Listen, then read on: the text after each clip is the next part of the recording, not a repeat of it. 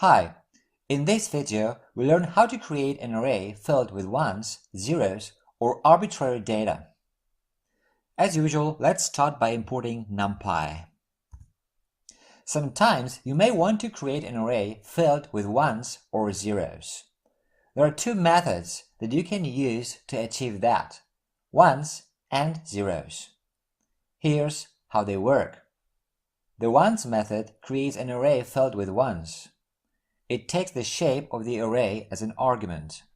So A equals np ones, and we pass the shape as an argument. The shape should be 3 by 6.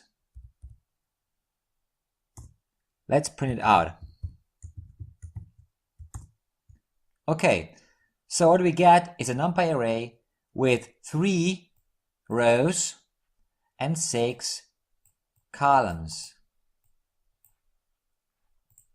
It's filled with ones. The zeros method works the same, but it fills the array with zeros. So B equals np zeros, and the shape also 3 by 6. Print B, and now we get an numpy array filled with zeros. For one-dimensional arrays, you can pass the shape as a one tuple, like so. C equals np zeros 5 comma. This is a one tuple. Print C. And here we have our one-dimensional numpy array filled with zeros. We can also pass an integer to the zeros or ones method. Have a look. D equals np zeros 5. Print D. We get the same result. By default, the ones and zeros are float numbers. If you want them to be a different type, you can pass the dtype argument set to the type of your choice. Now, suppose we want our numpy array to be filled with ones, but with integer ones. We can do it like so. E equals np ones. Now, first we have the shape 3 by 6. And then we can set the dtype to be int. Fine. Print E. And now we get an numpy array filled with ones, integer ones. Or another example. F equals np zeros.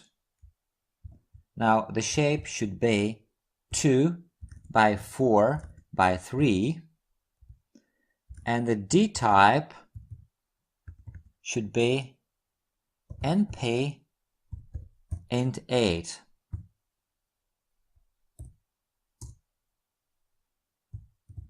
Print F. So we can specify the dtype like so too. Enter. And we get a numpy array filled with zeros, which is a three-dimensional array. The first dimension is 2, 1, 2.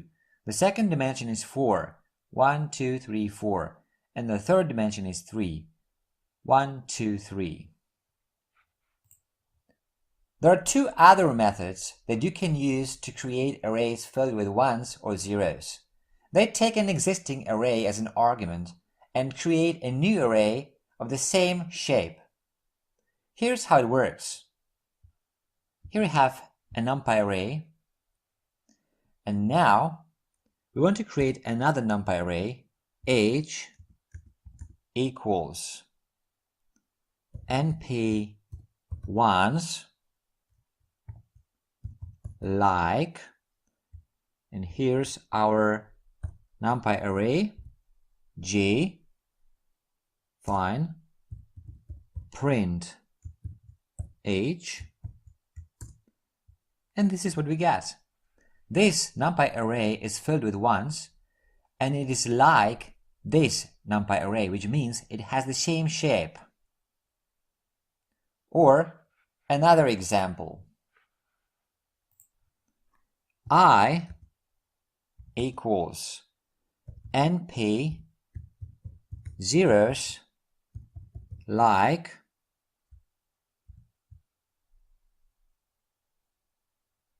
G, and let's set the type to int.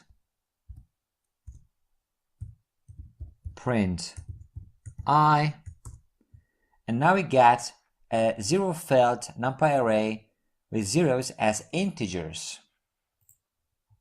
There is one more method that works in a similar way, empty. It should be used with caution. It returns an uninitialized array, so an array with arbitrary data of the given shape and type that must be initialized later on. Here's an example.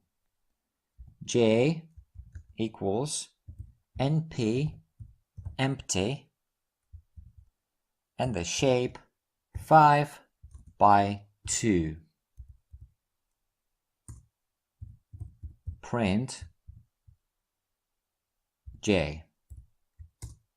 Okay, here's the outcome. Now this outcome may be different on your computer because this is arbitrary data. Okay, that's it for this video. If you like it, a thumbs up would be great. Also, make sure to subscribe for future videos. If you want to leave a comment or ask a question, you're welcome to do so. Thanks for watching.